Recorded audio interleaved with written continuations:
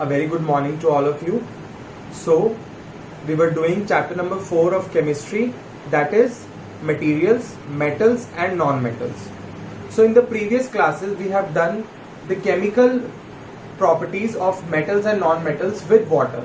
So, now we'll move forward with what happens when metals and non-metals react with acids and bases. Okay? So, let's see.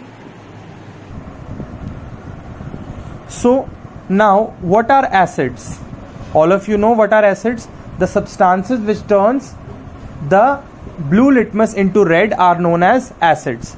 Like we have sulfuric acids, we have hydrochloric acid. So what happens when metals react with acids? So metals generally react with acids to form their metal salts and release hydrogen gas.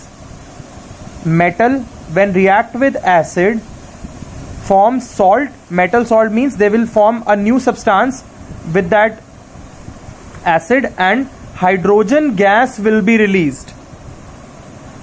All the metals react with acids to release hydrogen gas, and when you bring a burning matchstick near that hydrogen gas, how will we check that it is hydrogen gas? So when we bring a burning matchstick, so the hydrogen gas burns with a pop sound. Pop sound means जैसे कोई आपको पटाखे फूटने की आवाज सुनाई देती है वैसी आवाज, pop. So hydrogen gas burns with a pop sound. So this confirms that the gas released is hydrogen gas. You can look at the example. When sodium Na reacts with hydrochloric acid HCl, it gives sodium chloride. The salt is formed, sodium chloride, and hydrogen gas is released. Got it? There is also another example. When zinc, which is a metal, react with sulfuric acid. Sulfuric acid is H2SO4. It releases zinc sulfate and hydrogen gas.